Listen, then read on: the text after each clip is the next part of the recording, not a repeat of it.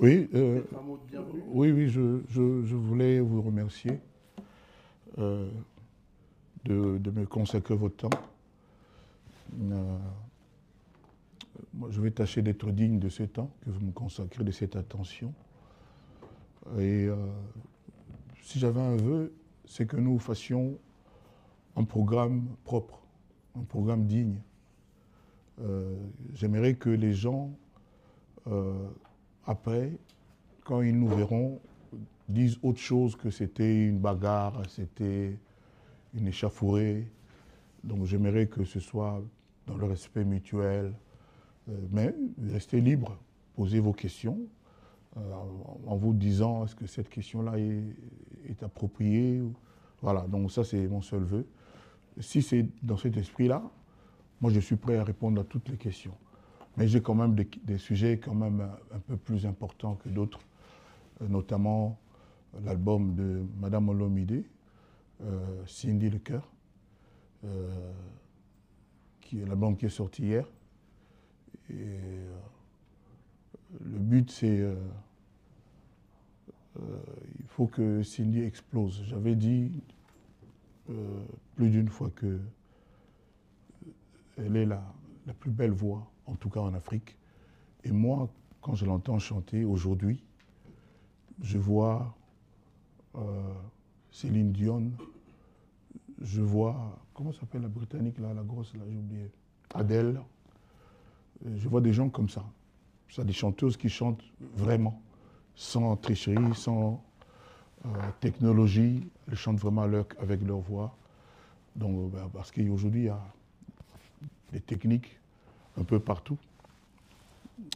J'étais ravi quand j'ai vu on a créé des filles pour chanter des chansons de Kofi en usant de l'intelligence artificielle. Les gens qui ont eu cette idée l'ont eu parce qu'ils ont vu en Cindy l'intelligence venue du ciel. Donc l'intelligence artificielle vs l'intelligence venue du ciel. Cindy Le Cœur. Je suis très fier de le dire en tant que Congolais, en tant que mélomane, bien avant d'être son mari et tout ce que vous savez. Donc je me livre à vos questions avec le maximum de bonne foi possible et de sérieux. Je vous donne la parole. Peut-être, comme on dit toujours, les enfants et les femmes d'abord, ou plutôt les femmes et les enfants d'abord. Merci. Allez, je peux? D'accord. Bonjour Mamassi, bonjour chers collègues, bonjour Kofi Olomide. Quand même. Bien sûr, je me présente, je suis Madame Diasouka Glody et d'abord je tenais à vous féliciter déjà de nous inviter à ces beaux cadres. En tout cas, c'est très bien, nous sommes bien accueillis, merci pour ça. Ensuite, par rapport à votre album, je ne sais pas, poser des questions à monsieur ou à madame? C'est moi l'invité. Si besoin est, je veux lui donner la parole, mais elle n'est pas venue pour ça. Elle est venue m'accompagner. Parce qu'après, ici, je vous avais aussi invité à notre répétition. Ça me tient à cœur que vous soyez là. Okay, donc, si c'est vraiment question particulièrement pour elle, oui, on verra bien. Mais je peux parler de son album à l'aise. Très bien. Vous nous suivez sur Elengi à Congo. Merci. Je vous rappelle qu'il y a des dates à retenir. Le quartier Latin va fêter ses 39e anniversaire ce 29 novembre à Ivry-Courcouronne, dans les arènes. Ma première question concernant cet album, Suprématie. J'aimerais savoir concernant cet album, parce que la suprématie évoque la puissance, la domination et la maîtrise. Quelle est la signification profonde que vous donnez à ces mots dans votre parcours artistique, suprématie? Non, on va encore dire qu'Ofi ne respecte pas les journalistes quand vous posez une question à laquelle vous répondez vous-même. Suprématie, comme vous l'avez dit, c'est la puissance, c'est tout ce que vous avez dit, ni plus ni moins. Donc vous avez répondu. Donc c'est moi, elle non plus, elle ne vient pas pour s'amuser, pour rigoler. Elle vient pour prendre la place, pour compter. Déjà, elle compte beaucoup. J'ai aujourd'hui, en moins de 24 heures, des réactions des gens d'Angola, de Côte d'Ivoire, de Togo, de partout, Les Congolais, je n'en parle pas, c'est chez nous. Donc c'est sérieux, c'est qu'elle fait. Elle est là pour prendre la place, pour faire sa loi, disons les choses comme elles sont. Et si j'en juge par le nombre des mélomanes, surtout des femmes, qui jurent par elle, je suis assez rassuré. Bon, les hommes rêvent d'elle, ça n'échappe à personne. Mais les femmes, aujourd'hui au Congo, c'est leur idole, sans chercher à faire des polémiques à deux balles. Donc voilà, donc elle est là pour s'implanter. D'accord, très bien. Une dernière pour passer les micros à mes collègues. Alors le mot suprématie, hein, moi c'est un peu un jeu de mots que j'ai voulu faire, parce que si, c'est elle, si. Quand j'ai chanté Mamassi, Pharmacie, hein, Mamassi, tout ça. Donc si, avec CY à la fin, pour dire que c'est elle, quoi, voilà. Très bien, merci Koffi Olomide. Mais qui représente réellement cet album durant tous ces temps de voir Mamassi, Cindy Leclerc à vos côtés actuellement? L'album là, c'est à la demande générale. Tout le monde voulait que Cindy vienne comme ça. Tout le monde voulait que... Mais moi, j'étais déjà en train d'écrire les chansons, de recommencer, d'arranger. Ça nous a pris un peu plus d'1 an au fait album-là. C'est-à-dire quand les gens disaient dans les... comment vous appelez, dans les analyses, entre guillemets, ah, Cindy, Keboé, moi j'écoutais, je riais, tout ça. Sur les réseaux, partout. Bon, oui, mais les gens qui font les analyses sont dans les réseaux. Voilà. Donc quand ils disaient ça d'une façon ou d'une autre, moi ça me faisait sourire parce qu'on était au travail. Et Cindy, c'est une battante, c'est une travailleuse acharnée. Elle est d'une intelligence que vous ne soupçonnez pas. Elle est rigoureuse et puis elle aime ce qu'elle fait, elle aime la musique. Et puis voilà quoi. Donc pendant qu'on nous parlait, nous on travaillait. Voilà. Très bien, merci. Je veux passer le micro. Vous? D'accord. Je verrai que ça commence là-bas. Je vais revenir un peu. Merci beaucoup, Koffi. Non, c'est bon, là c'est bon. Bonjour, Koffi Olomide. Bonjour. Bonjour, Mamassi. Bon anniversaire en même temps. Santé, bonheur et plein de bonnes choses. Et par rapport à l'album Suprématie, je dois savoir quelle est l'étape la plus difficile, celle de la conception ou l'étape actuelle où l'album a déjà vu le jour? Mitterrand a dit rien de ce qui est grand n'est facile. Concevoir un album comme celui-là, c'était pas facile. Et puis réussir ce que nous on veut réussir, même si on est apparemment très bien parti, ce n'est pas facile non plus. J'entends les commentaires. Moi, ma femme vous le dira. Les gens qui commentent là dans les réseaux, je ne lis pratiquement jamais. Si je dis jamais, je mens. Quasiment jamais. C'est-à-dire, je lis 10 fois sur 100. Voilà. Et là, j'ai quand même lu quelques commentaires. Elle m'a fait lire. C'est éblouissant. C'est éblouissant et j'étais quand même rassuré parce que moi, qui ai l'impression que régulièrement, on me traîne dans la boue, tout ça, parce que je suis Koffi, tout ça. J'ai vu quand même des jeunes filles dire l'album est incroyable, exceptionnel. En tout cas, ce monsieur Koffi Olomide, c'est vraiment un génie. Faire des chansons pareilles, des enregistrements pareils, le son, etc. Une direction artistique. C'est-à-dire, on l'a quand même reconnu à haute voix un peu ce que je fais. Ça fait plaisir. Donc voilà, rien n'était facile. La conception est finie, l'album est là, l'enfant est né. Maintenant, on va le faire grandir. Il faut qu'il grandisse très bien. Il faut qu'il réussisse sa vie, son parcours. Plein succès. Merci. Bonjour Koffi Olomide. Bonjour. Bonjour Mamassi, joyeux anniversaire. Vous savez pourquoi le 11-11 pour l'année de choix d'être album est quoi au bimanango taba septembre mais na mona ki lokola anniversaire ya naïeza le 11-11 abotama penza le 11-11 na tie moi pilipili muke na baxi na 11h11 pour ça la kaka 1-1-1-1-1-1 na numéro de téléphone na nga pesu kaka 1-1-1-1-1 il y a pas de mystère dedans, c'est tout.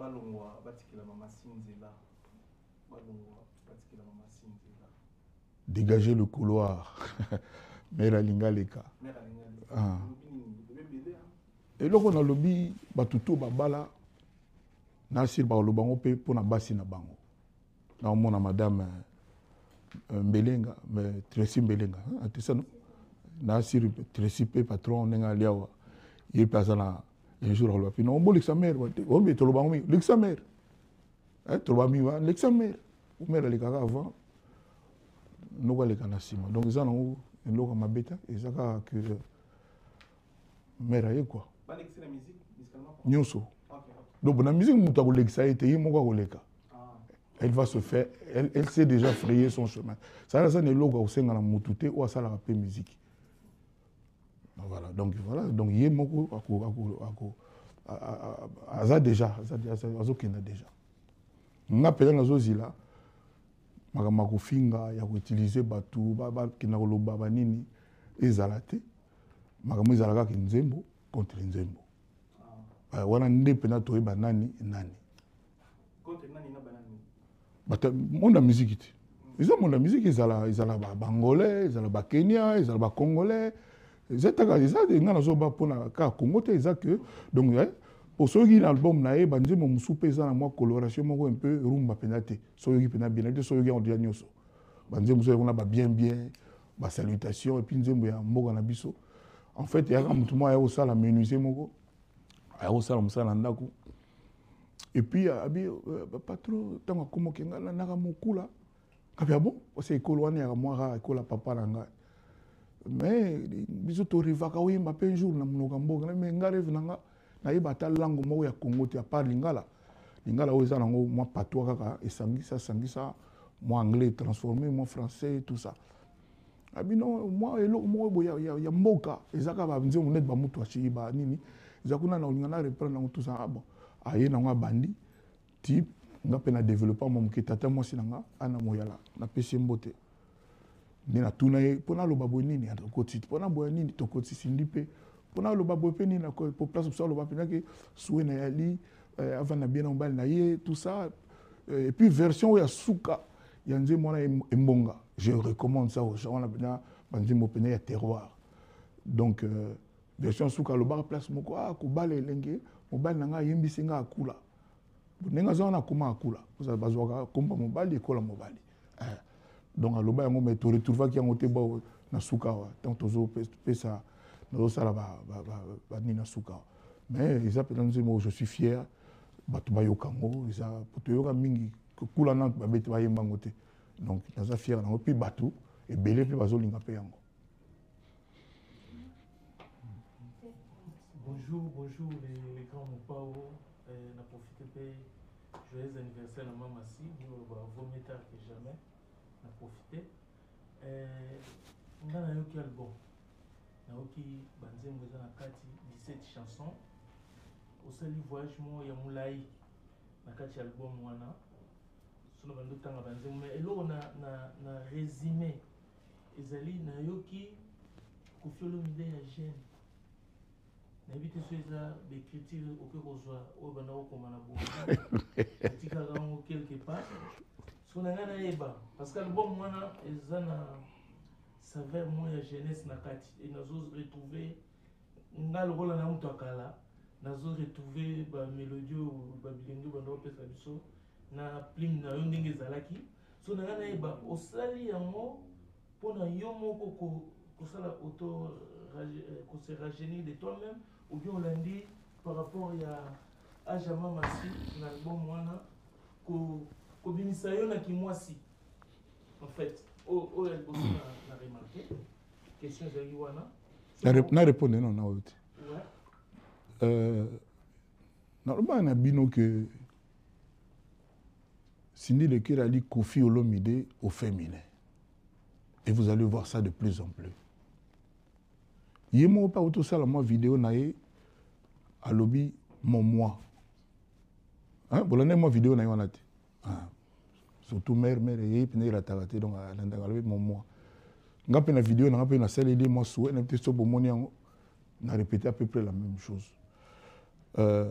Banze musu cezana évidemment tout turo ba aller à leki na nga mwana mère a ebisa bino ki ba nzembo la sala kala yo na ba Bruxelles ba étudiant ba nini mais ba nzembo a kofi ba te belé ba constater on lelo ezara démodé te en tout cas on a dans tout elango matolo ningina lo pala sauter nem nzembo lo désespoir lelo bato ba yo quand ba mon on dirait pour na ba son wana ba mon on dit ça dit même album là ina sela na molimo wana beaucoup peut sanga raison dans un an ba no yo kaka nzembo wana nga problème nga ezate ko ba vu po ba vu eza ba trucage tout le monde lelo ayebi talaka nzembo ya oxygène o ebimi oyo yango mute démarraki liboso comment il a déjà na ba 40 cas de ba komaka mais à cause ya moi détail moko muke tout le monde qui to changer version pour presque nzembo tout eza wana eza na 2-3 versions c'est-à-dire na mixer le long na kina yoki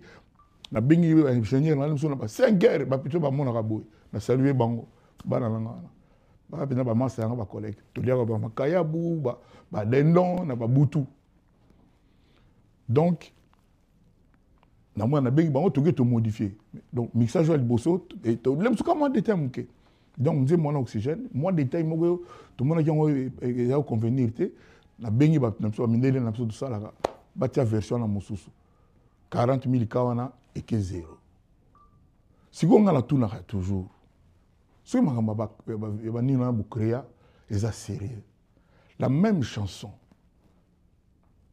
et ça 40K pour na moi détail au mkolonze moyimo mi tsakaka yango kaka ça dit que tout nega zona a habité loni noyo et change jamais na nzembo na ko yebate bino pata boyo yango difa boyo yebate ba 40K wana sikoyo eke wapi et rappeling ka ya YouTube nanga chaîne YouTube na ina ngo boyibite comme il y a 2 millions d'abonnés ba yibango na ba technique ba to ba yebi ba benga ba kombo ba tongo pare ba za pina agréé ba hacker donc ba yibi ke ba alaka ba yibi ke ba donc 2 millions de tekenda ba via ba Andrés ba nini ekenda ka bongo andim loka papa ngwaso mi comme na ba 50 millions zo kenda kaka ekenda ka zéro bon na éviter bon les toi na biso na ba CD jamais so oteka obimisaki ba sala ki 50 000 CD et ozo maono ozaka na 10 000 CD ne vandi mais les lots tu pété bon na ka pe ba viango ba ta YouTube na ka mo so sali 1 million ya so ka $200 ya combien ba combien 1 million combien na émission za mo bi na nzembo na émission ya combien na émission 1 million pour toucher ba $10 000 donc ah oui 1 million de ah siko émission mais siko émission 1 million na biso Congo na les alate émission non émission ça 1 million de bon courage hein donc voilà c'est la première question deuxième question c'est na nzembo na biso ya oza kati ex par rapport à mon ex ouais par rapport à température bato babi kofi ndenga toujours ba provocation ndenge okwaki parce que yo moto komi mon ex c'est une lettre dédiée à tous les ex alobi yango mpe na nzembo ke cette lettre c'est déjà tout nani azanga ex ata etula nani azanga ex bon neti nga boye bon nayebi te bameko konte na ba ex na nga oyo osindi abotola bango nga nga lobaka na nga vérité bon sikoyo ekoma système moko bato moko boye bakoma koréfléchir na place na biso c'est-à-dire bango bayebi makambo na biso mieux que biso moko ndenge eza bo siko d'abord moto ayebi nanu nzembo Sindi Leker te fit banzembo fit ya te kaka nzembo générique comme moi quartier latin ate kofi fit Sindi kaka générique banzembo tout ye moto ayembi ngam na komi mais ye moto ayembi donc et ça na bato moko c'est-à-dire bimika un jour même pas ekoki ekomi déjà que non ba provocation ezaka nzembo et puis surtout nzembo neza po Sindi ayemba ndenge ayembi ndenge nayoka sikoyo deuxième chanteuse ayemba bon boyoka nzembo wana bien kaka ya Congo te ya Kenya pe po banzembo ekoma kaka harara bébé tekataka pa ta bande banda kitini suka ikoma ebele c'est banze mona ko sala ngo 20 mukolo moko so pendant balobi na ngena sala album mabongo na osepela bo pesa nga pena délai et puis la musique no banze mabongo bato basala ngo baza na respect na nga parce que bato balinga bongo mais nga na mona na musique na bona mona musique fo ma minere ya la ndenge ex wana yali to koti mwana o ka bobor mo bongo epa ya Rihanna nze mo bona biso titre ngo te akenda mo ba net ba espagnol net ba bloc parce on a bloc ba gitan donc siko sindi apalo ya ngonde bozoka na boyoki te bozata boyoka pona zo kamwa nze mo wana ba jeune bino doit pampaka ba jeune bana mike ya ba dita ah non cette chanson là ah et je vous le dis vraiment ah non cette chanson là donc ils a penza ah penza nze mo quoi nanga pour ça question zota na yo OK maman si abwaki ba maman tout basala lokumu ya Congo a dédicacé bango ti Amérique mais na OK lycée ngate si maman lycée comme bosse za lycée nga au moins siko ba biloko soit tant yo kana nzembo bien ya bosse za maman lycée nga ya ndeni siko moni nga na komai ba kombo moko boy yi moko tie batu na ye do ba idol na ye ana droit ou pas voilà voilà voilà voilà bon place c'est qu'on l'espace wana l'espace moi espace on va dire combien de combos hein quand c'est esprit dans tout ça qui bon na mona ba pasteur pe ba kotela ba limiti kuna ba na mona pe problème c'est pour ba convaincre ba mo penda quoi te tola ti pour tout ça nango toi na blanc toi bilamba noir toi na ngote ya ko tola ti na lobby boy oloba ki sans polémique maman musu basangi na lobby na espace wana maman etiso mazate obi tiso yo biete vongaye azate do bazé belé o bazate vongaye suka na chanteuse nani ba me belé bazate do ba maman wana o bazate bazonga mabete zaka mo espace yeleka mo muke wana merci beaucoup bonjour enfin aussi d'abord celui azana nga bien té moral puis la bien té non salarié donc je lui dois tout quelque part bon habite sur yobala mais là c'est ça c'est bon azoka kitio hein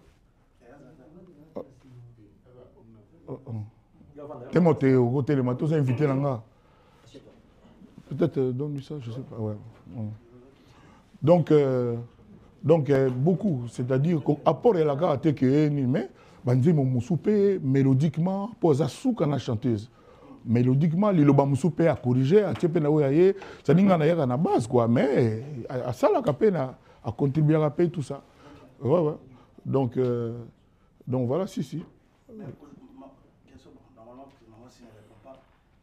les lots générations mon père a chanté ce babimi oui est-ce que on peut retrouver maman si futur par exemple avec Rebo je citais les noms il y a des jeunes filles qui vont voir ça musalabi mais na qui les lots de trouver en na style est-ce qu'un jour on peut retrouver parce que bon yo nanga to ebité nini avenir les autres réservé biso donc comme dit l'adage Dieu seul sait de quoi l'avenir est fait les lots contentons-nous de ce qu'on tous allons les lots nga na iba péter un jour lancer mandim loga biberon na rappé voilà ndengo lingi oh tiga assisa na poste na pour le moment ton album to koti jawe mais baninga msubali wana ba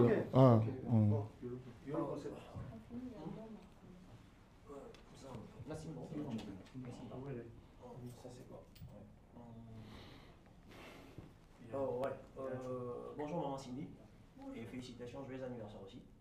Donc, je suis très content de ce que je suis en train d'écouter, donc de salutations jusqu'à 10 mandats d'abord, je suis encore là. Donc bonjour les grands mots. Merci. Bonjour Dad. Je suis content de vous. Merci le fils, l'intelligent. Alors, mon père me dit, il y a une chose qui m'a interpellé d'abord, c'est cet amour de révisiter l'éducation de la société par la salutation. On avait visé avec faire baptisme, mais la version féminine, on n'avait pas encore eu la chance. Maman Cindy nous a proposé encore. Voilà, par exemple, pour revenir à ta question, pardonne-moi.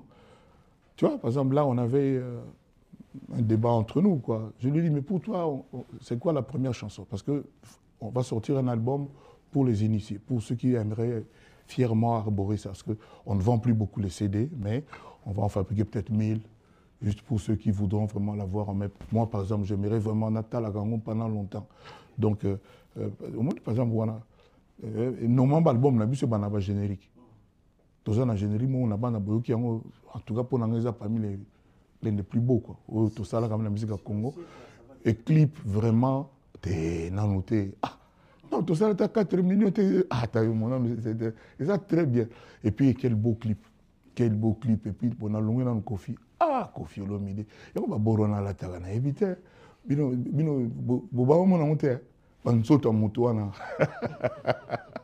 non, rien que pour ça, vraiment, Clipana, ça vaut le détour. Hein, donc, Pona, par exemple, elle a donné son avis. Donc, il m'a débat contradictoire. La salutation. Pour n'abîmer Bazaozi la Sindi, aïe maka barumba netkaka et géri banini. Mais bon, tu banan la salutation, donc tu pestes dans le bateau mbote. Tu pestes dans le bateau mbote puis tu koti dengue et zawana. Merci beaucoup, merci. J'ai trouvé ça très nécessaire pour l'éducation de la société d'aujourd'hui. Il y a une chose que je trouve, l'esprit de la chanson. Quand je regarde ma maman, je sais qu'elle fait partie des femmes les plus épanouies, la deuxième première dame de la République. Oui. Mais elle a chanté une chanson, Tu me manques. Oui. Est-ce que c'est Kofi qui a une personne qui manque à Kofi Olomide dont Cindy a chanté, ou c'est vraiment Cindy qui a... Parce que moi, quand je regarde la relation de Cindy Lecker, elle n'a pas le droit. Je ne vois pas où est-ce qu'elle peut chanter Tu me manques. Qui manque à Cindy? Bon, les chansons ne sont pas toujours autobiographiques. C'est-à-dire, il ne faut pas penser que quand je chante, c'est seulement pour moi. Je n'ai pas 18 problèmes. Là, il y a 18 titres. Je n'ai pas 18 problèmes. Voilà. Donc, j'ai chanté une chanson. D'abord, moi, mon problème, c'était le rythme de la chanson. Je voulais quand même changer de couleur parce qu'on a beaucoup fait notre rumba traditionnel. Là, je voulais quand même... Et puis, tant que faire se peut, je voulais que la chanson accroche. Moi, je pense que ça va beaucoup accrocher. Le thème « Tu me manques » là, tout le monde a quelqu'un qui lui manque. Autant que tout le monde a un ex. Ce n'est pas Robert qui va me contredire. Donc, c'est un peu comme ça. Donc, c'est pas parce que moi, non, moi je suis bien, mais alors vraiment bien. Et donc, voilà, donc c'est ça. C'est juste une chanson, c'est un thème que j'ai voulu exploiter. Et une des choses que je dis, parce qu'il y a quelque chose de caractère exceptionnel de sa présence, je peux dire, étant artiste, c'est le fait de gagner déjà en réputation avant d'abord d'intégrer la structure quartier latin, pardon. Donc tout le monde, tous les grands savaient déjà, il y avait une Candy Coucou, donc on ne peut pas. Ma question c'est de savoir les octaves et surtout les effets de voix faits expressément pour essayer d'attirer les gens émotionnellement. Est-ce que quand vous avez écouté ça, étant artiste, Kofi Olomide, je ne parle plus à ma mère, je parle à vous, Kofi Olomide, quand vous avez écouté ça, sans sentiment, sans plaisanterie, comment sentez-vous quand vous entendez cette chanson-là, sa manière de placer les mots avec... Bon, vous savez, parmi les gens qui m'écoutent, il y a quand même des initiés, il y a des professionnels de la musique, il y a des gens qui passent leur nuit, leur journée dans des studios, qui savent ce qu'on appelle mixage, des effets, etc. C'est vrai que la voix de Cindy est traitée, mais à la base, la matière qu'elle amène, son organe qu'on appelle voix, est extraordinaire. Mais évidemment, nous passons de nuit. Moi, je mixe, hein, avec mes gens, je mixe. Et c'est pour ça que je vous dis que quand je vais à mon lit, je mets mes écouteurs, j'écoute, en tout cas, 60 sur 100, 60 fois, je vais toujours corriger des choses. Donc oui, on corrige, mais à la base, c'est que là, c'est incomparable, c'est incroyable. Moi, vous savez, j'ai déjà raconté cette histoire 1000 fois. Le jour où j'ai rencontré Cindy, j'étais assis avec l'ingénieur de son, et puis elle est venue avec une autre chanteuse. Elles sont directement passées dans la cabine. Hein. Comment on appelle cabine, hein? Là où on chante. Là. Il y avait un micro au milieu. Elles se sont mises comme ça et nous, on les regardait. Et puis, c'est elle qui avait dit « Envoyez la chanson !» Et puis, on a écouté la Lili Kaniki, voilà. Et puis, elles se sont mises à chanter. Je ne les connaissais pas ni l'une ni l'autre. Et au bout de même pas une minute, j'ai demandé « Mais toi là, c'est quoi ton nom ?» Je ne me rappelle plus pourquoi c'était à elle que j'avais demandé son nom. Elle m'a fait sentir quelque chose qui m'a fait vibrer. Voilà. Et puis je me suis mis à aimer son sourire pendant qu'elle chantait, parce qu'au bout de la 7e fois, on a commencé quand même à se faire des sourires, des gentillesses. Il y a toujours le mur mitoyen là. Comment on appelle ça? Le mur du sang. Le mur du sang, voilà. Et on se voyait, mais vraiment j'étais ébloui par sa voix dès le premier jour. Et puis, je lui ai dit, non, toi tu sais, voilà, ça c'est quelqu'un qui n'a jamais sollicité d'être dans le quartier latin. C'est moi qui lui ai demandé de venir dans le quartier latin. Et puis, quand tu es là, je m'embrouille là, j'avais dit quoi? Je suis bien. Et puis, quand elle est venue, la puissance, le fait de voir, c'est que ça vous a impressionné dans les studios. Exactement. Donc, j'ai dit, chantez à Boué. Parce que l'ingénieur a dit avant que tout ça. Elle a chanté pour tout le monde. Elle n'a pas chanté avec tout le monde, mais pour tout le monde. Elle a rendu des services, notamment au papa de beau bébé là qui est là en bleu, qui est quelqu'un que j'aime vraiment beaucoup. Donc, elle a chanté avec, vraiment même parce qu'on veut faire croire qu'il y a soi-disant, il y a musique chrétienne, non? Elle a chanté avec Bill, Ferré, tous ces gens-là. Hein? Je n'ai pas besoin de citer le nom, elle a tout à fait raison. Donc, Aïmba, Penana, Batou, Belé, il y a musique normale. Pour moi, la musique même, il y a la musique normale. Peut-être que on a suffisamment pour ça, je ne sais pas. On verra bien.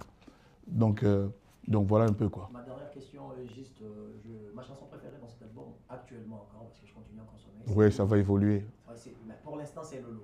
C'est Loulou. Loulou, ouais. D'accord.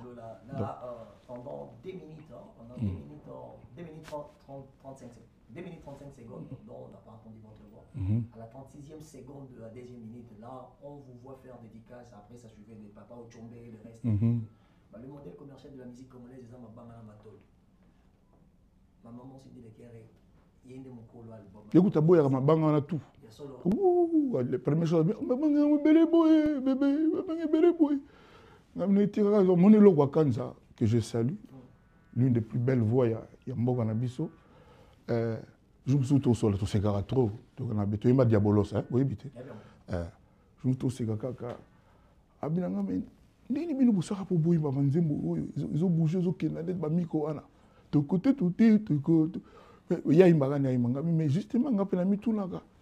On dirait on nga bisoté elo quoi. On nga no ba mindele ba brésilien ba nini. Nzembo na yo donc pourquoi c'est ça? Et puis boire ba tout est pour nani. Ah oui, surtout Yangwana, moi, maman. Yangwana, il va faire là-bas. Il n'a pas fait boire à Batou. Mais il n'a pas osé. Je lui ai dit non, boire à Batou, Batou, on s'est là, Batou, on ne peut pas se là et tout et tout. Et ça, on a biso, on a biso. On dit Michael Jackson a Zika dans le studio pour lancer la publicité à Pepsi. C'était Pepsi, hein? Il y avait un début d'incendie comme ça. Il y a Pepsi.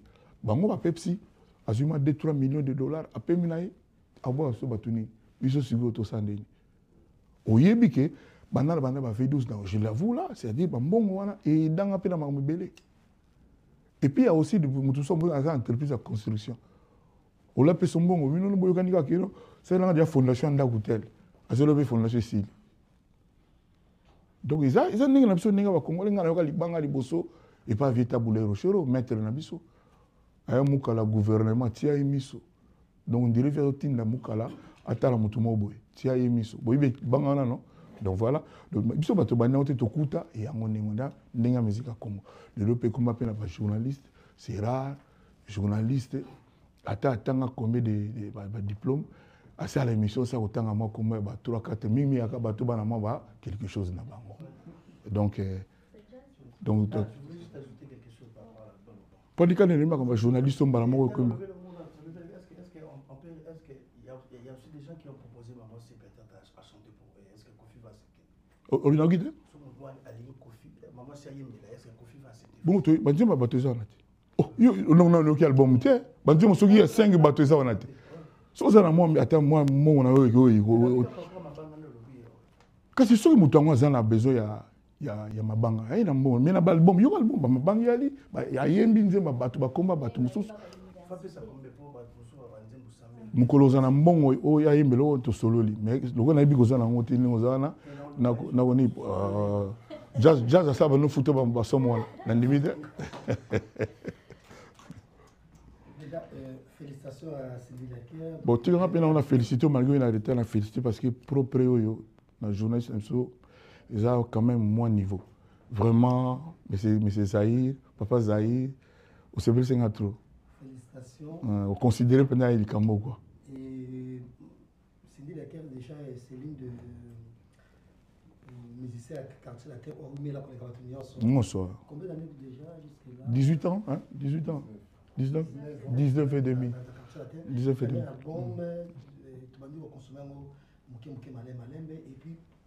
Bon, ngapé nangina ba mo longo nem su ba bloko bokataka yango botiaka na bani. Moni ba mission nanga o ba longwa me ba côté pas musute. Pour nanga na mona on dirait ba na moi boninga quartier latin. Je les salue aussi. Donc pour nanga ba année ba zalaki effectif na ba baké les musu moni ba ne ba ya ba so moi invalidité moi boy. Donc pour l'engager dans bon engagement, so basala ngote ya peut-être pour moi nostalgie, moi souci à quartier la thème de ça, moi pudeur, moi goboé. Voilà. Avec qualité de traitement, c'est difficile de trouver ailleurs. Voilà, on va continuer pour le bac et Java merci et il a été sur Zobo ça m'a apparemment zappé moi dans autant l'école on a la musique voilà contrairement à quand on parle la musique kaka boye sans qu'on est canal ina na école wana la musique mais l'autre ça la première conférence de presse na yo et pour ni conférence la botika yo moko lo baté il y a zo répondre beaucoup plus na place na yo or on met la quartier la terre aux amaye les nyos oyo ya yemoko le kango pao siko question na zo tuna yo be tulanga oza droit tuna yete tuna ganga conférence de presse yanga soki conférence na yo zala oyebité voilà. Mais ouais, le Zayanga. Ngala, n'a pas répondre à la question. Oui. Et il y a déjà depuis Karazama et moi, déjà, classe et musique, déjà. Parce que le conférence de presse n'a été, quand on le base à Maïle, donc un jour, sans la patience, on vivre peu au monde à Kaka. Voilà. La conférence de presse est basée sur. Oui, album a signé, on n'a pas album, on a un débat au Kumisangote. Na ba disque d'oro ba elanga na ba podium ya ba Olympia ba Bercy ba elanga ba disque d'oro ndele nde ba lobanga te album na toujours oui pour le ticket vraiment yo na sina répondre yo na sili na répondre yo na sina répondre yo na question yo mais puis avant yo déjà je crois yem tatuna ngango pe et toujours c'est médecin na bandengo pourquoi ne pas to yoka oyoka un jour oyoka un jour na conférence na devant bino banzembo sani bona banzembo na ngai intervenant te wa muteya mabe c'est pas possible koyoka bola biso ma papa banzembo na ngai oyoka yango te ayimba kutu na banzembo ba chanteur mususu ba longwa na banzembo na bango ya tia voix na ye wa muteya mabe je me permets de te le dire. Donc, il y a un biso. C'est-à-dire, pour la si la tamu tout le monde, il a tout le monde. Si il y a un bateau, il y a un monayo, mais dans un monayo, il y a un moukete. Mais tu ne peux pas voir tout le monde. Papa nani. Merci beaucoup. Les grands rendez-vous, encore une fois, les 29 pour la planète quartier la terre. Question pour l'album. Les grands mots pas 17 chansons. Il y a l'album Moana, nous surtout à Canon. Pour son nom Oxygène, Calibas, Fia Quartier, Dimanda. Tu nous t'en gâté. Pour son but tout Bacano. Ma titre n'a ébi. Aussi là. Et aussi là quoi. Et aussi là. Parce que on est en Arolo Beza Katina yo quoi. Yo. Kozwa album ya ndingo na ba œuvre ya ndingo na ko CD ya mo est-ce que eza étant qu'artiste ndé ba joueur wa za kati ya terrain ngara chabi mo égoïsme wana ba joueur est-ce que ça facile ko CD ba œuvre ndingo na éviter tani nos zaki na motango décider est-ce que c'est facile C'est-à-dire, au Lingo, le par là, vraiment, boyokanga bien, que depuis la musique à Congo, ils sont là. Mon thème, il y a bon, il y a malam, non, ils sont là. Mutu moko te asala ndengo décrire pour na mutu mususu. Moi si to mobile, même mata moi si naye. Ils sont là jamais. Peut-être rien que pour ça, un jour, ou même maintenant, ou un jour, les bossa la banali, bon non, Kofi Aza quand même exceptionnel. Na motema ya bongo. Déjà pour le bano ali bisaka bateau patati patata. Mais tozo vivre lelo. Il y a lieu de dire c'est du jamais vu. Louere. Il y a louere bel woro. Louere. Nakosi. Voilà. C'est du jamais vu. Même dans le moment où Zoloba, la chanteuse Baza, dans l'orchestre presque nous au Congo. Louere Nakosi. Voilà. Biso na mino basangona bango tu ko manda mondambo. Donc habité soki ndeni net ngabonde na zaboy. Na habité na uka mwana moko bene. Ayoka tout beta concert à Lila pena benga tout ça ya kaka po mona mama sibo et tout ça il donne na pesi bene mote pas ali pe ya to yamba bien ayemba pe et tout. Bon. On veut bana ba jeune hein avant n'est pas petit na bina filé la pesi pe bina filé mote. Peut-être si on a le ça sous problème na connaît pas balaga. On a ngalo ba kilem soupe bina fila au seul album maboy. Ce que sont le comme on moni mo pas lobby. Bon.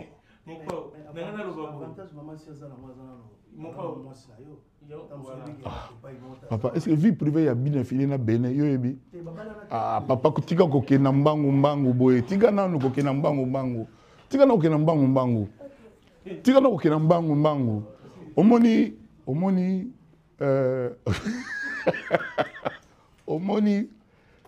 affairement auto les Canada na Congo ba danseuse matanga tout ça ba lobby moi trop na oki danseuse moi lobby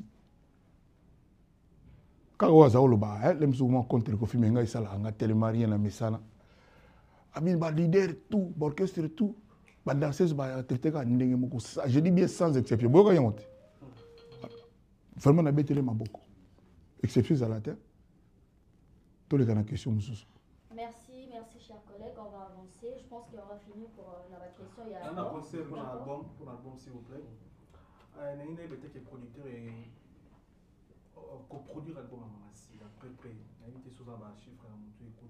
Clip, le quoi, Bruce. Écoutez, combien en général? Clip, le quoi, la Bruce Pamba. Il y a 37 000 €. Et parce qu'il y a Kakoli, puis Blo Rebelle. Clip, le quoi, là.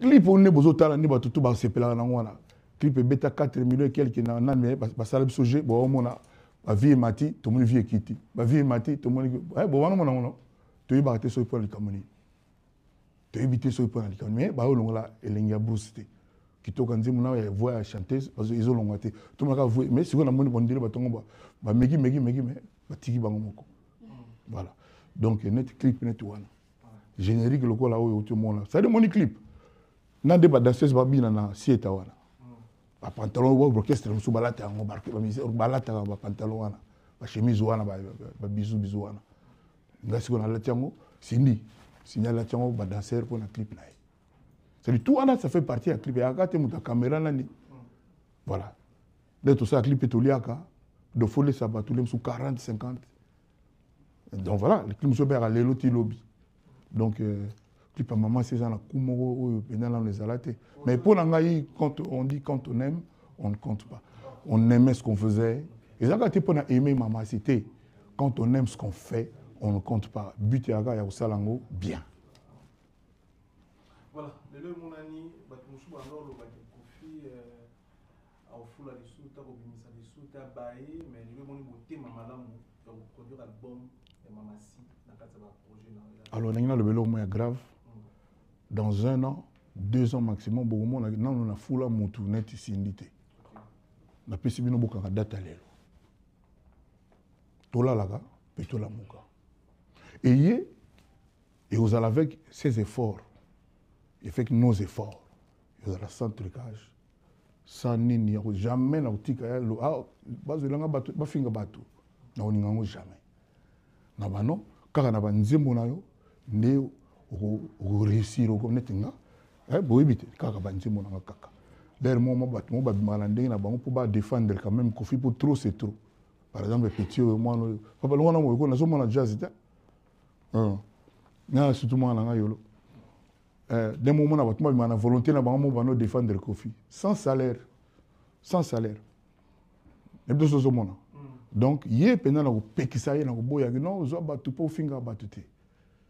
Donc, bateau, supporter net lelo moi je leur dis vraiment ça musala na ye privilège talent na ye privilège makambo azo sala kuswana bani lelo mo beta ngokara bino bobi bato na TV ba finganga pendant des années na répondre ta jour mo te et puis na kamo kaka donc presque chaque émission on a mutu moko boye en fait bit bango ya lem so Kofi à répondre mais on tire là à répondre de là, on répond déjà.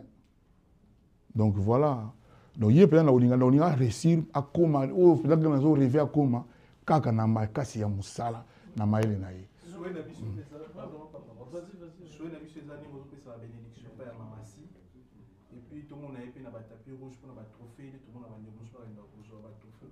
Bon, si on peut un jour, si on peut écouter attends Macron, mais attends Trump. Vous appelez même super moi privilège parce que bah après mon tout cas c'est ma moto ma musique bino bolo commentaire kaka boy ma me lega te na lo ba mingi te pour la boy émission la ngeza la polémique ma kamaye belé ma kamaye peine belé ma kamaye belé est-ce que pardon est-ce que pour la nini award mboka zaka na Congo ngoma Afrika ngoma te ngoma Afrika te ndula award bo bina ine limwa ka ngoma bo ni nanga boygo donc voilà donc parce que ba blog wana ezali ba jom ezali oui, c'était pour ça, c'est concernant l'album, la question... pour l'album. Alors, comme tu l'as dit... Dernière question pour l'album. Juste pour la suite, on a deux autres points principaux à l'ordre du jour. Pour les points suivants, est-ce qu'on peut faire en sorte qu'on pose une question Ayemba. Grand chanteur. Napsaki, olbaki na pesivier Ayemba. Oui, oui. Sugo pe na moni grand chanteur Sali, nzemoza Yanga. Ayemba, yemba na yo. Et c'est belé, hein. Yangona yeko, bo banga déjà, bo keba déjà. Kofi Olomide, y'a moi aussi.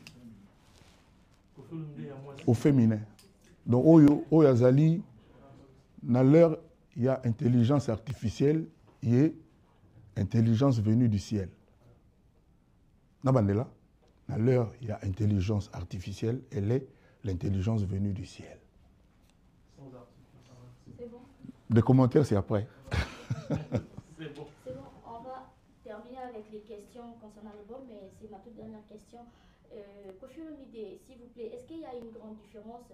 Il y a Cindy Le Cœur, il y a depuis Abanda jusqu'à aujourd'hui, votre façon de travailler, parce qu'avant, elle n'était pas encore votre épouse. Est-ce qu'il y a une différence ou bien ça vous motive de plus? On veut juste savoir. Mais pourquoi toi tu poses des questions et tu y réponds? Je réponds? Oui, tu as dit déjà je suis plus motivé. Non, tu as déjà dit. Si ça vous motive. Mais ça y est, c'est ça la réponse. Je suis beaucoup plus motivé. Et puis, elle n'a jamais cessé de chanter bien. Mais alors très bien, excellemment. Tu vois, quelquefois quand je la poste, j'écris l'exceptionnel. Elle l'est vraiment. Elle est vraiment. Na habité la musique à Congo, bino bien bandé, banda, bino bien kenga. Na habité ceux qui peut-être dans me tromper, je sais pas. Mais est-ce qu'il y a une différence d'Engue à Banda qui et puis comme aujourd'hui vous travaillez ensemble comme bon, au que je me suis dans papa naïe, dans un oncle naïe, oncle, c'est oncle non? Dans un oncle naïe. Comme chez nous, papa était là, papa. Cool que je resalue. Dans un téléphone, mais ni aux arana, Cindy. Bon, tu m'as dit que tu as dit que tout ce qui kaka. Non, vieux yosa unique, yosa ce que nous monde va faire. Et beaucoup de mes frères, mes amis, il y a au place où surtout Koutani, réaction nous a à peu près la même chose. La même chose. Voilà, donc, Naïbine a encore répondu mieux que ça. Oui, j'ai encore plus d'envie, j'en veux encore, elle-même aussi. Donc, oui, depuis Tobanda, toujours qu'il n'a pas boy. Toujours qu'il n'a pas boy. Toujours qu'il n'a pas boy. Naïbi qui bat tous les lots, la musique, bazoyo kanana bomo vraiment attentif. Naïbi moko moko peut-être na car naï bazoyo ka mais boy ba le bela binote bazoyo ka. Et pourtant quand Nzemi banda kana dégager le couloir, mère alinga leka atayo moko. N'ayez pas peur de l'enfer. Évitez plutôt la diffamation, les crimes, le vol, les mensonges, l'ingratitude, la criminalité, la sorcellerie. Donc si tu évites ça, tu n'as pas de raison d'avoir peur de l'enfer parce que par contre, ce qu'on côtoie à Babylone, on a au banga. D'accord, mais pour finir, selon vous, quelle est la chanson que, parce qu'il y a un peu au monde qui est dans l'état d'esprit, nyonso tout ça dit nga utu boboyi moko ndio sala nga pasi donc tant bozo pona wala ndi bosala nga pasi ça dit nzembo wana moko ayembi yango lokola album mobimba et ça l'envie na mona ça dit boyo ka pena banzembo wana moko bongo na bila que ça vaut la peine. Le 29 novembre, on va passer à la suite, 29 novembre,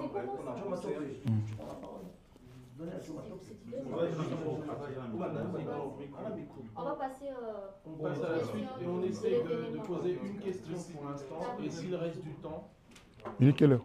Il reste 20 minutes. Il est quelle heure? Il est quelle heure? C'est jusqu'à 19h. C'est fait exprès ou bien ça va pour créer le buzz? Deuxième préoccupation. Tu es là si ça va au peu mal. Non, les garçons peuvent en tirer. Il y a un kamoro. Ne pas ne balubaka et pas ya mutu na komenani. Amola za sauter nani. Oh les gars, ben ngaka ba danser za kofia kalawana. Amola ne balubati. Menga na problème na bango te. Po omoni moko na bango ayebi vérité na ye. Moko na bango po na nini sur soki 100, 200 danseuses au baléga dans le quartier latin. Kaka 4 plus 1. Ok, tu as respect moi. Ne baluka kofi makam. On se pose un peu de questions là. Nayoki encore une fois, l'une d'elles à lobby.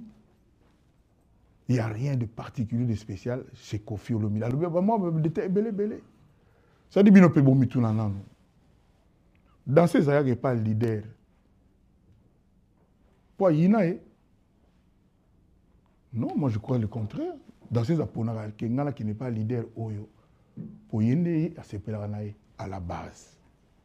Ça dit, bah tu belé, bah quand ça va que, biso toi, bah tu mongo, ce qui a n'engini, biso quand n'emo toki na minuit na le pango na bango, tu vas ni na ya ça l'icolo, na ya ka kita biso tolé là-bas, non? Le contraire appelle l'air moussou pesa vrai. Voilà. Le contraire appelle l'air moussou pesa vrai. De toute façon, il y a sujet moko aux justice, il y a solo justice en France et c'est kata. Mais n'a pas quand même manqué. C'est-à-dire bateau na baté ba on affiche. Pour la différence des autres, na garçon belé pe ba na affiche voilà. Ngai Kofi na na problème na bangote. La preuve. Batou na ni peno lingaza là. Bandolo ba avec un rire en coin. Na besoin faire Taizon. Pour les gens qui ont le ndenge à lobby. En fait, on a dit qu'ils ont monogone comme tous les maisons à l'obana été. Voilà. Permettez-moi de le même matin mukewana. Mais après manaye, avant nanaye, volcan azali, metengepe azali. Dernière question rapidement. Parmi les anciens quartiers latin, mon co-oyo, parce qu'il y a qui est moins, pas plus tard qu'avant-hier. A publié affiche il y a 39 ans, quartier latin, à PC Force na Kofi Olomide. Je cite son nom pour Jordan. Ça c'est force il y a Gopianga. Au moins il y a expression mon sous parce que mon sous dans moment il y a vide de sens. Il y a personne force ni. Sandra Ali, Tutu Ali, Cindy Ali, Omba Ali, Jer 30 Ali, Mamarifa Ali, Kenaya Ali, Mino Ali, il y a force Gopianga. Force wazana wa misale là. C'est tout. On a besoin de solo na été, donc voilà. Voilà, et comment qui boy. On a besoin de force na été. C'était la famille. namoni mpe mère moko bamère ka balobaka bamère mosusu baloba basagesse mama moko boye abi expression moko eumela osinga famille ekatanaka ekufanaka te me bafamille mosusu mpe esinga ekatanaka mpenza nete oyo oevoke wana aya ate boza pembeni bo nete nga na ye toza mpe famille te me tozala ndeni kotala mwasi ya bato te tala ngambo tosola te Kofi Olomide mpona Félix Taizon abi dimanche mpo leka pa patron na ye nasi nasisi likambo na ye nasi nasilisi nasilisi na ye na patron na ye baye pa bauta c'est tout baye bauta le mosusu bazwa salaire moko naloba to naloba te so bino obangaka so nini nga te na ye no alobi patron na ye bango moko baye pa bauta bango moko mpe baye basalaire na bango d'ailleurs na ye na patron na ye baye mpe bachef d'orchestre bato ya mosala quartier latin naloba to naloba te ben voilà ici c'est lit ye fala kotaka oyo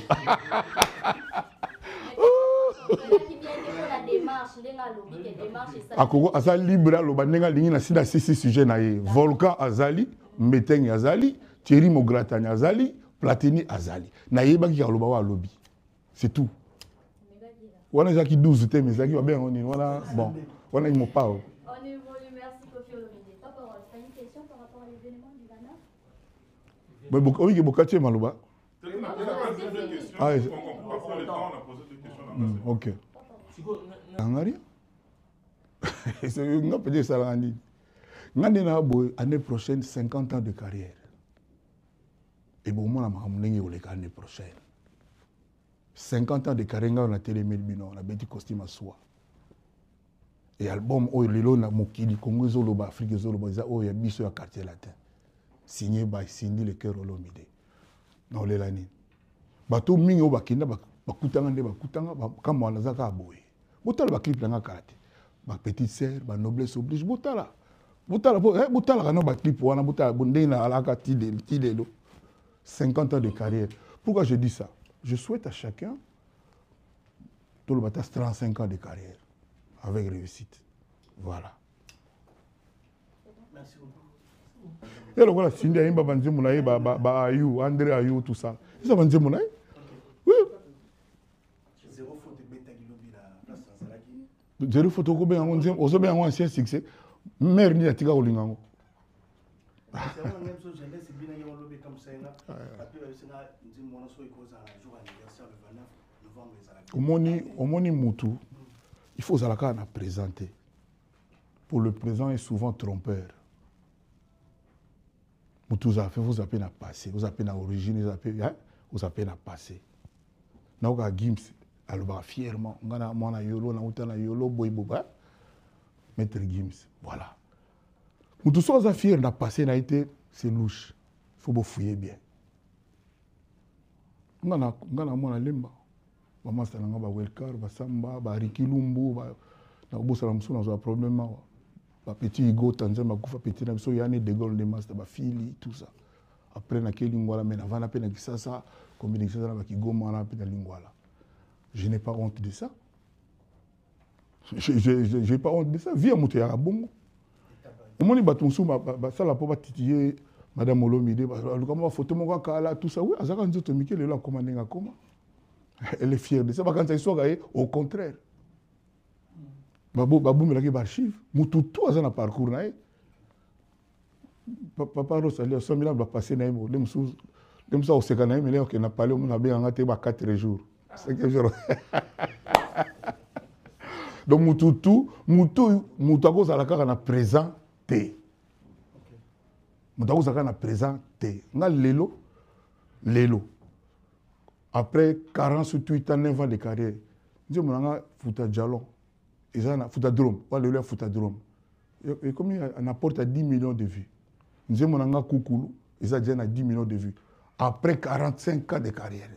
Maintenant, on a la zéro photo, Moututa Bossana. Voilà, c'est tout. Donc, photo, tout ça, a une différence. Quoi. Quels sont les artistes qui ont marqué Quartier Latin? Oh, chacun a marqué son époque à sa façon. Hein, on ne marque pas tous de la même façon. Hein. Mais bana, aux en bana non.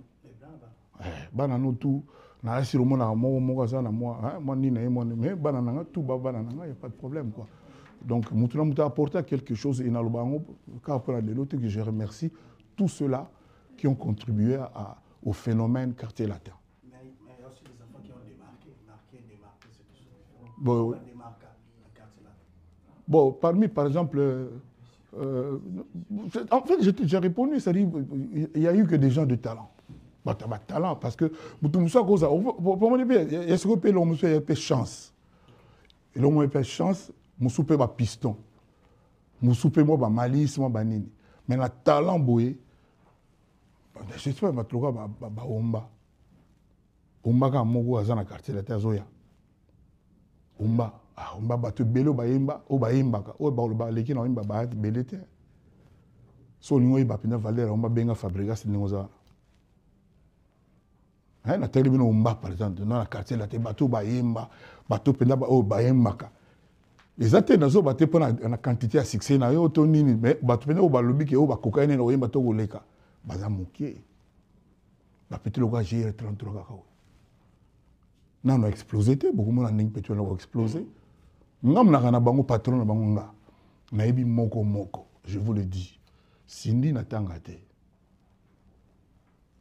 Cindy n'atanga te. D'abord, on a un record 19 ans de quartier latin avec fidélité, avec honnêteté. Ça fait au moins 19 ans à l'amba na liaka. Oyo kibino buzanga, oyo waka voir. Ta yene yo ki bien. Voilà.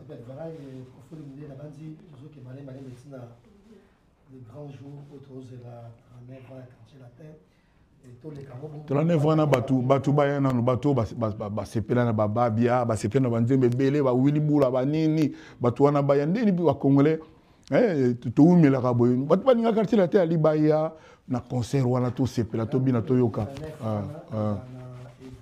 Ivrière.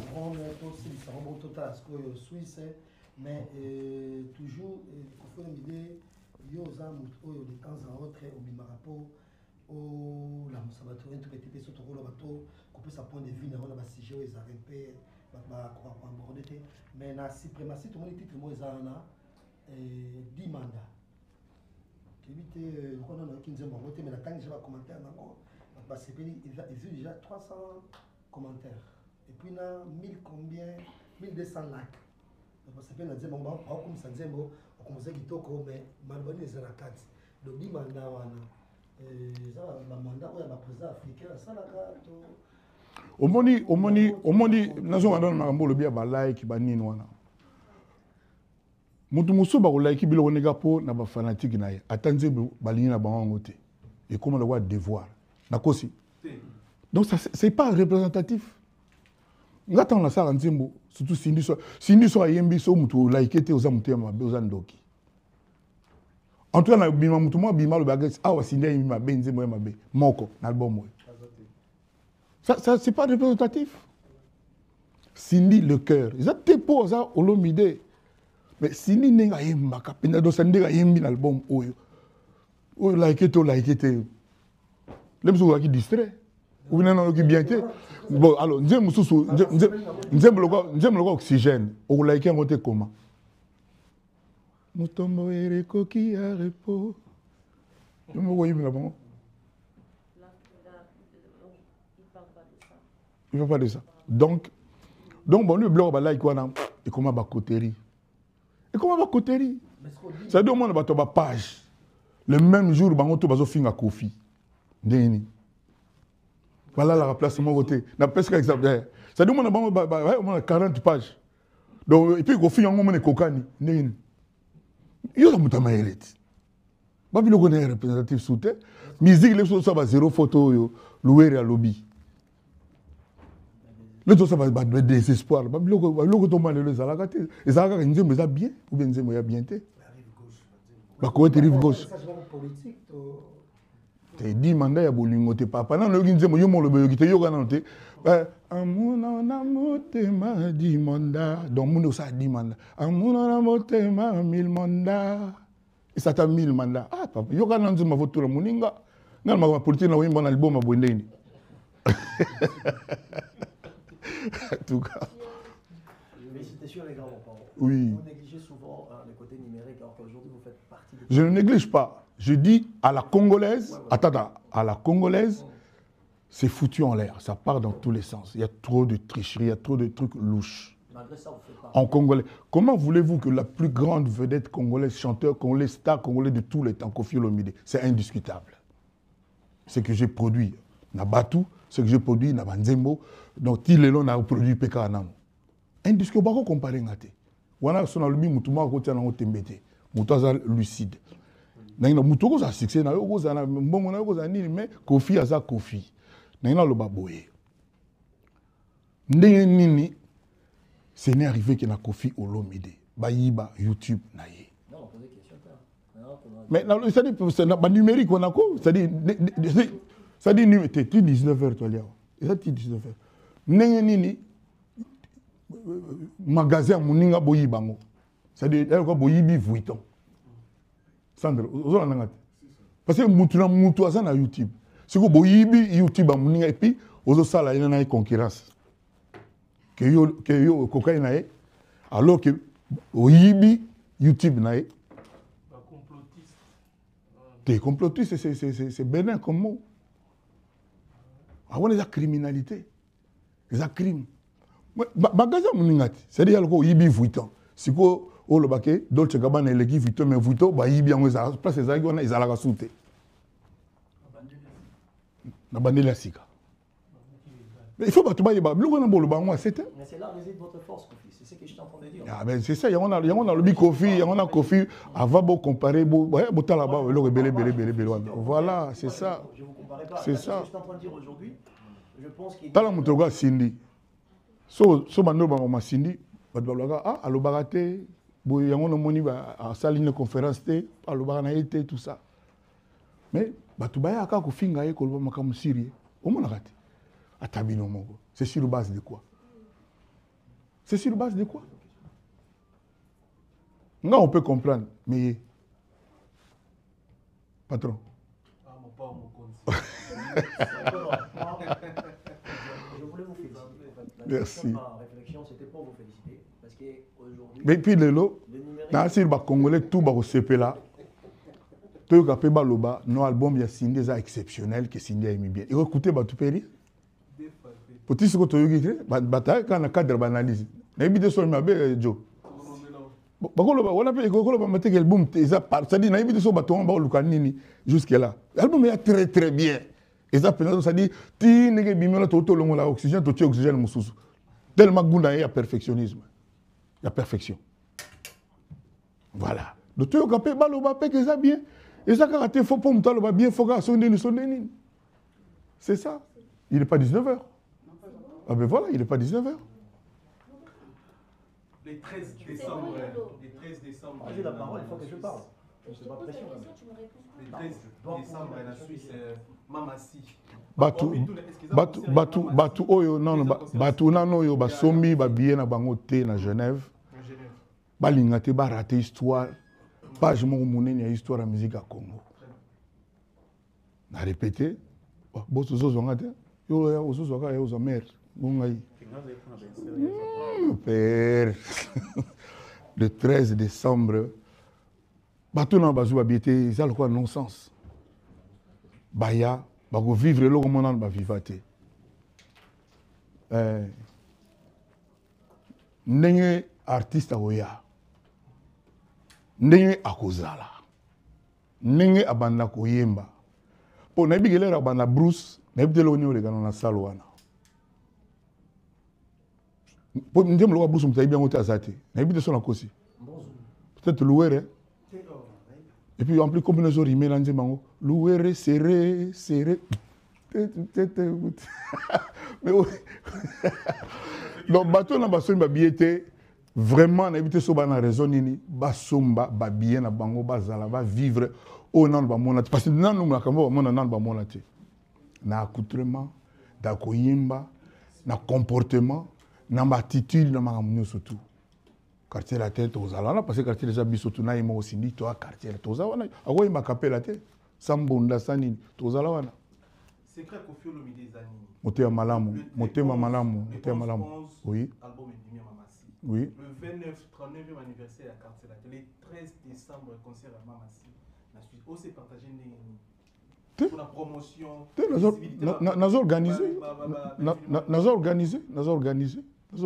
Au moins, le presque bino tout mutu a lingana qui émission na résolu kabino boba na respectaka on a linga tout ça la boye c'est encore mieux mon amutazo ndenga lingi a publier na. J'espère vraiment que bopé ça pendant mon boro moi netio j'espère que tu as peut photo John Kofi Azolo ba on pina na le type pembo. Voilà. Donc na mona que pour dans ni na problème na mon côté na mona ça la former comme ça mon tout toi ça vraiment satisfaction na. Donc voilà. Donc moi ça esprit d'organisation.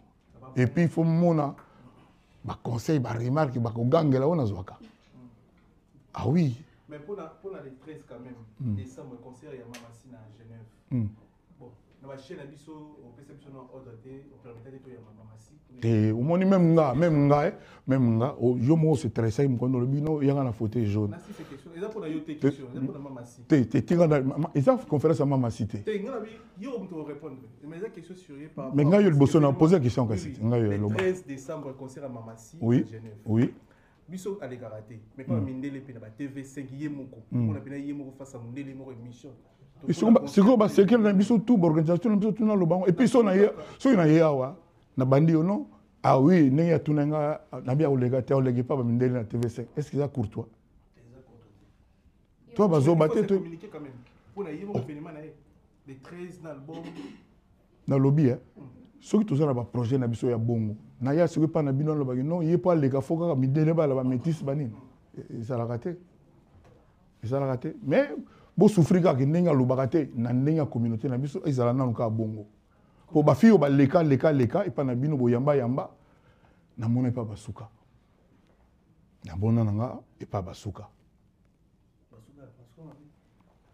bon éviter so yo côté bazar éviter so ba voilà bazo beta kaka siko sindia lingita beta kaka ya linga beta penza voilà. Merci Kofi Olomide, j'aimerais que vous adressez officiellement la fanatique Nyon Soborta la tous encore là 40 minutes hein. Il y en a encore? Oh, toi aussi c'est dans 19h. Ah, d'accord. Ben, moi, c'est ma demande, au fait. Vous pouvez vous adresser dans Batuto, Babana, vraiment quartier latin depuis, Naba fanatique, Babana latino, Bamilomano, Babina Chacho, parce que le Vanaf, c'est une grande fête pour le 30e anniversaire, il y a quartier latin. Naba to Baleka, Naba Obaza actuellement, Nabiso, presse, on s'adresser. Et pour la journée, d'une manière peut-être officielle. Bah tout nous surtout en Afrique, bah il n'y a pas quartier latin. Mututu azana moi nzembo, moi loko, moi artiste, moi yalinga na quartier latin.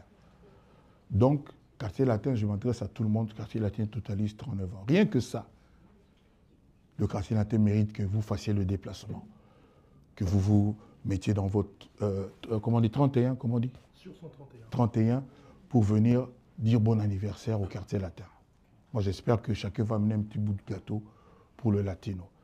Rien que pour ça, nous avons un répertoire incroyable. Le seul orchestre congolais qui compte 7 albums que son leader, son patron lui a donné, c'est le quartier latin. C'est le quartier latin. De l'Obana Batubana orchestre, Obino Boebi. De l'Oga projet orchestre, album là-bas, on paye Simba. Amen. Papa nanga moto ya pasi amen c'est belé ba ali devs tout ça c'est Kofi a fait ça na ba misena ba calvaire ba burompela et jour on a beaucoup de ceux au bayemba sous l'éloté effectivement na quartier latin lelo ba kozala wana dans ozala mutu na bagena taille un peu en avant depuis Savane mais belé ba kozala wana Eric tout ça y est déjà et mutu ya mbageli tout ça y est déjà d'ailleurs répétition lelo ça so que on a filmé ça déjà. Donc, on va payer pour moi, on va boire aux Azaliwa. On a évité. Tola la tola muka. Tola la pétola muka. Ebele, ba pot banane, ba journaliste à mon côté, à ma baie. Au balobam le compter la vérité. Mais bon, on a des difficultés, on a contourné tranquillement. Ba difficultés, ça les belé. Na Tanzanie na orchestre tauti poto 7-6 ba kibi kuna bazongi na bango poto alors que le même jour toi na concert dans stade la mission na ba kibi bakolo bana bango que non bango préféré bazonga bakozonga na bana okabonde ba difficulté c'est belé difficulté et puis série moko boye et comme qui non quartier la terre Sindia Bomiango quartier la terre le c'est incomparable au Sindia Zali beaucoup qualité album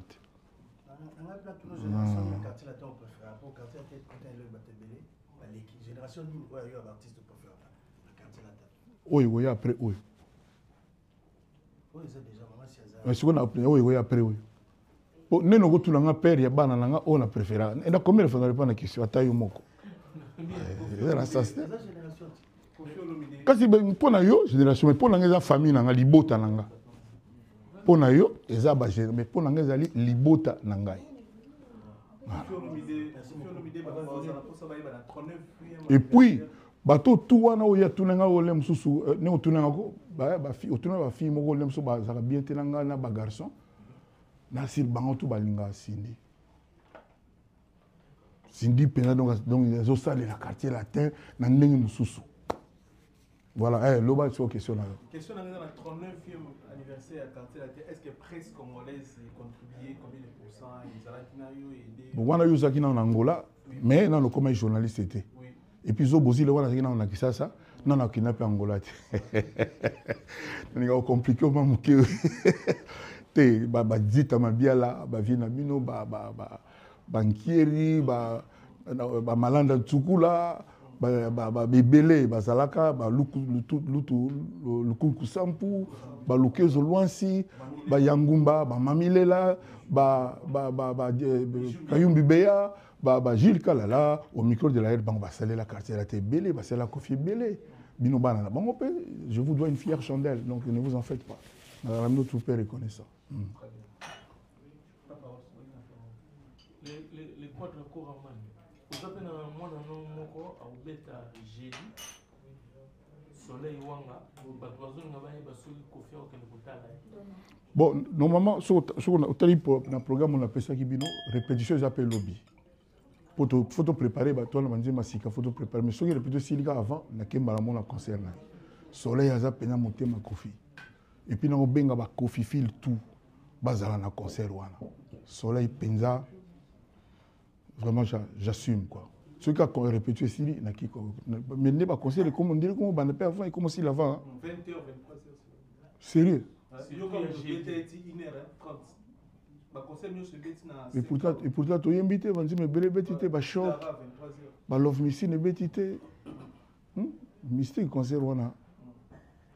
Confirmez en tant qu'ambassadeur qui a quelque chose, est-ce que vous bénéficiez de l'aide du gouvernement? Vous pensez vraiment que le gouvernement peut appuyer bon, quand on communique pour naïm, il faut gouvernement mutasala.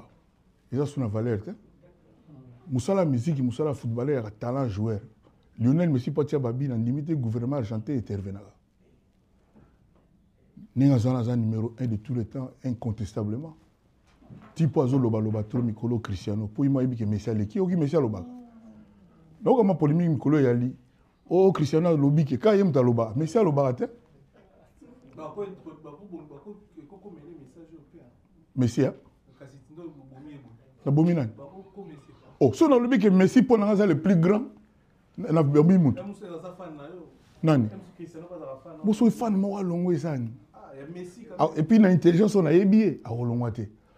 Pour nanga Messi c'est na bana le bagate moni Messi pose à la Messi na Cristiano président Portugal a salarié Messi pas salarié musique ya bon tala mwana oyo nani mwana mwasi oyo abeta 2 jours abeta 2 jours 3 jours et combien 3 jours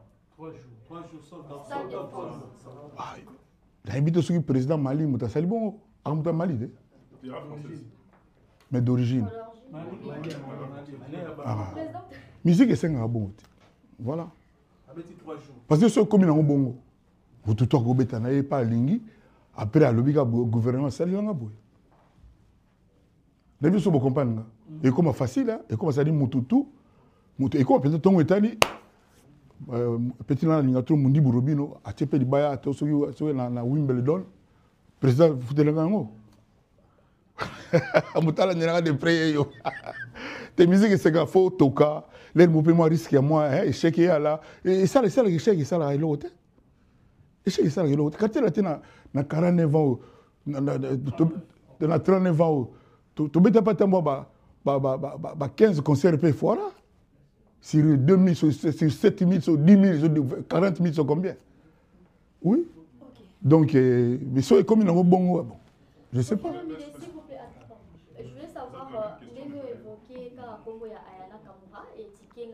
Parce qu'il y a ça là déjà 3 jours. Voilà, tout on a eu comme 3, on a tenu là 2. Est-ce que vous pouvez envisager peut-être la base jour Zoya comme la Stade de France. Ça dit dans cette émission na hote, il y a une conférence. Bachara ba question na oyo zilam ko na oya. Pona lelo to lo baké le 29 novembre Batubaya Toton du wala tout là et puis le 13 Genève on a déjà dit jamais vu. Ah voilà, c'est ça. Mais Bachara ba question boy pour ngati. Parce que on répondre et comme a ko faire respecter ba journaliste c'était. Na boyi na ngelo wana. Mes réponses na ngo ezali. Mais tout qui dans lobby na monika ndi ba sala respecter ba journaliste tani à lobby na monsieur.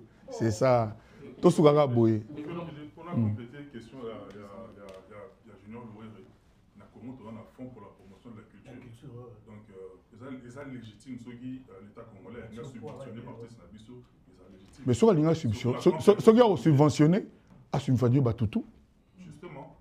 Ah, j'ai dit 10 à 6 000 subventionné. Toujours, on a pris ma clip. Tout ce qui est la terre, 13 clips on a une salamité. Ça signé par 4 millions de dollars. Surtout Cindy. Parce que 4 millions c'est rond. Qu'est-ce qu'on a de l'objet? Mais on a tenu à monter na yake na ba non na tina batumo boye bosala ba nini ba pesa non. Je voilà nga ina muta bon nga na koma boye na effort personnel.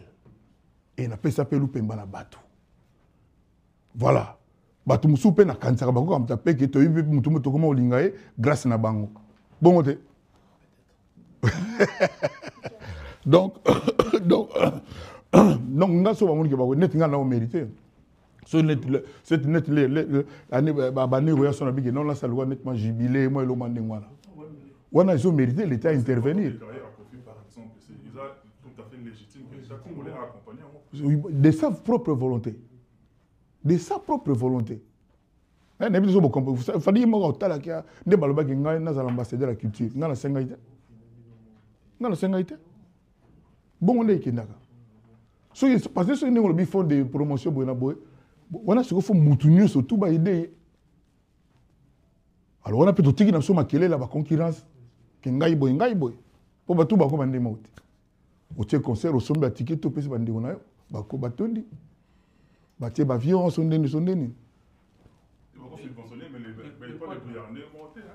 Mais la partie non s'il vous plaît. Et moi dis comment so batike linga. Non c'est pas 2 millions, 20 millions. Toi non. En tout cas tout ça na 20 millions ça ma molingi. OK peut-être na Montfermeil, obi bo bino tout ba biango mutra mutaya ozo. Aussi sono qui na Villeneuve Saint-Geoffre, bino tout boya bozo ba bi. Voilà ou alors tu as portefeuille aux agents à 20 millions. Et c'est lit. Ou le peut-être que non concert na boya boko tana na 20 millions. Voilà.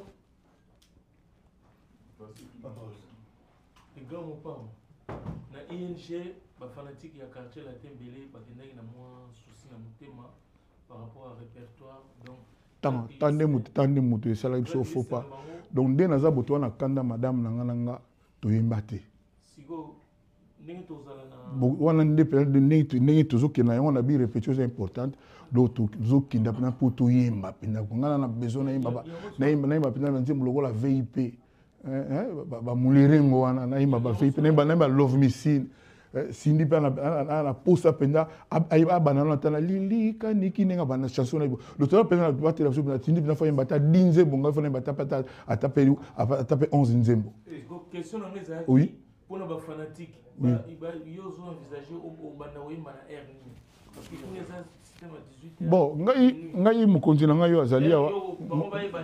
Mokonzi na ngai yo baza na staff na bango ba lobela ngai wana ba tutuke kota. Ah papa conseil bana di bon quartier la tête ko bana ba imba te. Bana ba boaka ba tutro wana. Oh ba boaka ba tutro ba imba te. Na lobby ngai nazana ba patron ba to ba ya ke no banda. Et ça organisé. Ba ayoki. Anini? Ayoki ni. N'est pas fan bazana besoin donc ba fan ba avant. Ba fan ba avant. Bana na ko na mona ki spot ya petit nanga buba. Akendaki na supermarché moko boye. Là la bima non venez déjà à 14h soyez là à 14h déjà parce que il faut pas qu'il y ait de queue trop long. Voilà. So what ba ya bango avant pena avant makamutu ifandi. Problème. Kofi Olomide année prochaine 50 ans de carrière. Vous fêtez 39e anniversaire à quartier latin, mais vous avez un bakoko. Mais vite coco ni no ni pour autant la bakoko a bien affilié, autant que bakoko no muli. Vous avez un bakoko no ba sa musique. Mais vite coco préféré ni oyo c'est pour la année ni na musala sala la musique. Musicalement parlant. Ah. Vous sommes na coco, azoboya coco na. Non. Kasi. Pourquoi est-ce qu'on a choisi ndeni? C'est maintenant bakoko no ba côté na yo to ya mambasi souhaité que le 29 novembre bonne chance naye aza bon chanteur na ko nze moni mo sa ya liboso boy na poser titre na ngo boy nze ma liboso abandaki na nze mo bande na ngona toke zaki très bien ezaki très bien ba petio na tout o ba bête ba yimbela biso ba na ba talent na bango ba na ba talent ngona album ko msusu bato ba ya ko na format bato ba kosa bato pour bato ba petio na ba ya déjà baza déjà na matière na bango. Biso dile msuku to bebe ça rappelle ba manina bango. Voilà, biso to yaka to coordonnaka, to canalisaka, to encadraka. En tout cas c'est comme ça. Voilà. Merci, bonne chance à tous. Yo pe bonne chance. Merci pour l'efficacité. Au télémi pendant plus de 1 heure de temps debout. Yo pe vandi pendant 1 heure de temps. C'est qu'on a félicité tout na lobani. En fait, ils sont venus pour valider. Merci beaucoup, c'était un grand plaisir. Oh, lo yom nim mi chef yim to katika ne wana. Yem to katia. Bongo.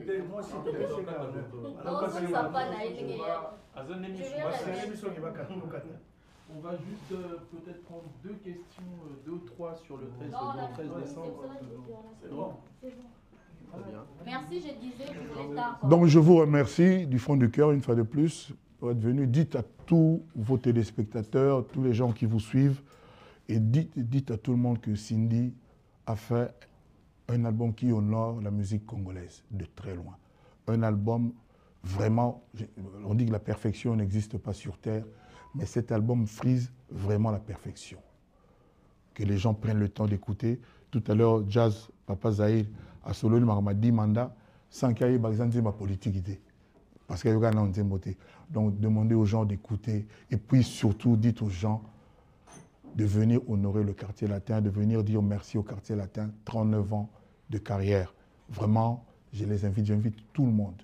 Et puis, ceux qui ont été dans le quartier latin auparavant, qui savent qu'ils ont un bon comportement, la porte est ouverte. La porte est ouverte. Mais déjà, ceux qui sont là, avec qui on travaille déjà, la soirée est réussie. Donc, merci à tout le monde. Rendez-vous le 29 novembre à Ivry. Je salue tous les jeunes d'Ivry. Ban à Ivry, na Pessimino, tout le monde est jeune. Cheikh Fou, vraiment. Je vous salue tous. Voilà, je vous salue tous. Je vous dis vraiment ma considération. Si on me le permet, je viendrai vous rencontrer parce que vous le méritez. Et puis le 13 décembre, donc ils ont une bonne année avant les 31 quoi, à Genève. Voilà, merci encore. On nous revoit bientôt. En tout cas, Diezola Nazaka kana yo agence à kitoko boy papa. Obike na tindi batunyon sokuna. Au sein la famille surprise, tindela bango biloko à toute sécurité na agence de biso Zola Production A. Rue du Marcadet numéro 31 rue du Marcadet, Paris 18e, biso tola la kate biso. To tinda kana pepo, to tinda café na masuwa. Na Diezola et comme beta gazon. Ngabi bela Paris zaka Diezola. Batunyo donc bazo kam ndiki biloko zo koma noki boy. Na batakisa sa bazo ndima te. Boye biwano ye okutani na Diezola. Tu envoies ton colis, ton frère ou ta sœur ou ta mère à Kinshasa, il prend le colis à bonne et uniforme. Nulle part ailleurs sur Zola Production avec lui-même Guy Zola, London. Aujourd'hui, voilà, mariage là samedi. L'autre j'ai demandé qu'il bloque commis et pourtant na tela qui voit on a mardi na tongo. Les loges j'ai dit aux alons maboko déjà côté kokina netité de aujourd'hui voilà. Na tia qui a pas ya Zola Production pas Guy Zola. 31 rue Marcadet. Nzamba pambola bino penza o agence qui to pe loko bunga kate nande boza ko embala ngo bozo protéger ngo na ba biloko eza fragile. En tout cas Dieu na évité. Et on a qui na qui kitoko vraiment en tout cas merci beaucoup pour qu'il cas de l'avant. Yes,